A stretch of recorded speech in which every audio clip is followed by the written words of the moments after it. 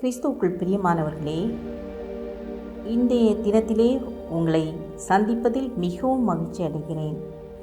இந்த காலை வேளையிலே நாம் தியானிக்க இருக்கிற வசனம் நீதிமொழிகள் 8ஆம் அதிகாரம் 36ஆம் வசனம். எனக்கு விரோதமாய் பாவம் செய்கிறவனோ தன் ஆத்துமாவை சேதப்படுத்துகிறான். என்னை வெறுக்கிறவர்கள் யாவரும் மரணத்தை விரும்புகிறவர்கள் என்று சொல்லுகிறது. 1882ஆம் ஆண்டு ஒரு நாள் ரெவரன் பர்ன் தன்னுடைய நெருங்கிய நண்பரின் அடக்க ஆராதனைக்கு சென்றுவிட்டு வீட்டிற்கு திரும்பினார். ஏதோ யோசனையில் தவறான ரயிலில் ஏறிவிட்டார். டிட்காட் ரயிலில் ஏறுவதற்கு பதிலாக போய்மிங்காம் செல்லும் ரயிலில் ஏறிவிட்டார். அவர் பயணம் செய்த ரயில் பட்டியில் ரெவரன் பர்னும் மற்றும் அறிமுகமில்லாத ஒருவர் மாத்திரமே இருந்தனர். தவறான ரயிலில் செல்கிறோம் என்ற அறிவின்மையால் எந்த பதட்டமுமின்றி எதிரில் அமர்ந்திருந்த பையனுடன் பேச ஆரம்பித்தார். முதலாவதாக பொதுவான சில காரியங்களை குறித்து பேசினார். அடுத்து அந்த பயணியுடன் தான் தனது நெருங்கிய நண்பருடைய அடக்க ஆராதனைக்கு சென்று திரும்புவதாக கூறினார். நீங்கள் எத்தனையோ அடக்க ஆராதனையில் கலந்து கொண்டிருப்பீர்கள் இல்லையா என்று கேட்டார் அந்த பயணி. ஆம், உண்மைதான், எத்தனையோ அடக்க ஆராதனைகளில் கலந்து கொண்டிருக்கிறேன். மரண படுக்கையில் மரணத்திற்கு மிக அருகாமையில் இருக்கும் அநேகரையும் பல சந்தர்ப்பங்களில் நான் சந்திருக்கிறேன் என்று பதிலளித்தார் ரெவரன் பர்ன். அந்த பயணி சிறிது நேரம் எதுவும் பேசவில்லை. சிறிய இடைவெளிக்கு பின் மிகப்பெரிய பாவங்களை செய்த மனிதனை அவன் சாகும் வேளையில் எப்போதாவது பார்த்திருக்கிறீர்களா என்று கருத்தானதொரு கேள்வியை கேட்டார். இப்படிப்பட்ட கேள்வி மிகவும் இக்கட்டான கேள்வியாக இருந்தது. ஆண்டவரே, இந்த கேள்விக்கு நான் சரியான பதில் கொடுக்க வேண்டும் என்று உள்ளத்தின் ஆழத்தில் ஜெபித்து கொண்டார். அப்படிப்பட்ட மனிதர்களின் சாவையும் பார்த்திருக்கிறேன்.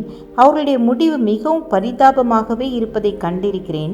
பாவங்களை அறிக்கை செய்து இயேசு கிறிஸ்துவின் மன்னிப்பை பெறாதவர்கள் கீழ்ப்படியாமையின் பிள்ளைகள் என்றும், மன்னிப்பை பெற்றவர்கள் தேவனுடைய பிள்ளைகள் என்று வேதம் தெளிவாக கூறுகிறது. மனிதன் உலகம் முழுவதையும் ஆதாயப்படுத்தி கொண்டாலும் தன் ஆத்துமாவை நஷ்டப்படுத்தி வருவானானால் அவனுக்கு ஒரு லாபமும் இல்லை என்றுதான் ஆண்டவராகிய இயேசு கிறிஸ்து கூறியுள்ளார். சாத்தான் எப்பொழுதும் கீழ்ப்படியாமையின் பிள்ளைகளின் ஆத்துமாவை நித்திய அழிவுக்கு நேராய் கொண்டு சென்று நரகத்திற்கு நடத்துகிறான். சாத்தான் அவர்களை நரகத்திற்கு கொண்டு செல்லும்போது ஒரு பெரும் மன போராட்டத்தையும் நம்பிக்கையின்மையையும் குழப்பத்தையும் கதறுதலையும் காண்கிறோம். அதே சமயத்தில் தேவனுடைய பிள்ளைகள் மரிக்கும்போது என்னுடைய பரம தகப்பனிடம் செல்லுகிறேன் என்ற நிச்சயத்தோடும் நிறைவான சமாதானத்தோடும் செல்வதையும் காண முடியும் என்றார். அந்த பயணி மிகவும் கவனமாய் கேட்டுக்கொண்டிருந்தார். ரெவரன் பர்ன் மீண்டும் தொடர்ந்தார். சாத்தான் நம்முடைய சமாதானத்தை திருடவும் நம்மை அழிக்கவும் வருகிறான்.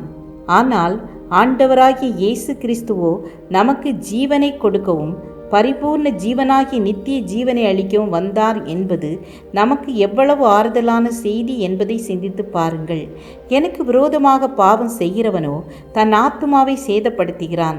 என்னை வெறுக்கிறவர்கள் யாவரும் மரணத்தை விரும்புகிறவர்கள் என்று வேதம் சொல்கிறது. வேறு விதமாக சொன்னால், பாவம் செய்கிறவர்களை சாத்தான் தூண்டி தங்களது ஜீவனையே வெறுக்க வைத்து, மரணத்தை விரும்ப வைத்து, தற்கொலை செய்ய வைத்து ஆத்துமாக்களை சேதப்படுத்துகிறான் என்றார். அந்த பயணி மிகவும் தொடப்பட்டவராக, ஐயா, நான் ஒரு பெரும் பிரச்சனையில் இருக்கிறேன். நான் இனி உயிர் வாழ விரும்பாமல் இன்று காலை என் மனைவியை விட்டுவிட்டு தூர இடத்தில் சென்று தற்கொலை செய்து கொள்ள வேண்டும் என்ற தீர்மானத்தோடு சென்று கொண்டிருக்கிறேன். இப்பொழுது நான் என் தீர்மானத்தை மாற்றிக்கொண்டேன். உங்களை சந்திக்காதிருந்தேனானால் நான் தற்கொலை செய்திருப்பேன். நீங்கள் பேசிய ஒவ்வொரு வார்த்தையும் என்னுடைய இருதயத்தை ஊடுருவி சென்றது. என் பெற்றோர் என்னை தேவ பயத்தில் வளர்த்தனர். நானோ தேவனை விட்டுவிட்டு விலகி சென்று விட்டேன். இப்பொழுது நான் உணர்கிறேன், தேவன் என்னை மன்னிக்க வேண்டும் என்றார். ரயில் நிலையம் நெருங்கியது. டிட்காட் நிலையம் வந்துவிட்டது என்று அந்த பயணியிடம் விடை பெற்று கொண்டு ரயிலிருந்து இறங்கினான். அப்போதுதான் தவறான ரயிலில் ஏறிவிட்டோமே என்பது புரிந்தது. ஆண்டவரே, உம்முடைய கிருபை எவ்வளவு பெரியது. நான் தவறான ரயிலில் ஏறினாலும் நீர் தவறாதவராய் என்னை பயன்படுத்தி உம்மை விட்டு விலகி சென்ற ஒருவரை கரிசனையாய் உம் பக்கமாய் மீண்டும் திருப்பினீரே, உம்முடைய கிருபை எவ்வளவு பெரியது என்று சொன்னார். ஆம், எனக்கு அன்பானவர்களே, நாம் எவ்வளவோ தவறு செய்கிறோம். ஆனால் அவருடைய கிருபை நம்மை நடத்துகிறது. தீங்கு நாளில் தமது கூடார மறைவில் வைத்து நம்மை அவர் என்ன செய்கிறார்? பாதுகாக்கிறார். அவருடைய பெரிதான கிருபையை நினைத்து நாம் துதிப்போம். ஜெபம் செய்வோம். இரக்கமுள்ள கர்த்தாவே, ஒவ்வொரு நாளும் உங்கள் கிருபை எங்களை சூழ்ந்து கொள்ளட்டும். புது பலன், புது கிருபை தந்து எங்களை வழி நடத்துங்க. இயேசுவின் நாமத்தில் பிதாவே, ஆமேன், ஆமேன். God bless you.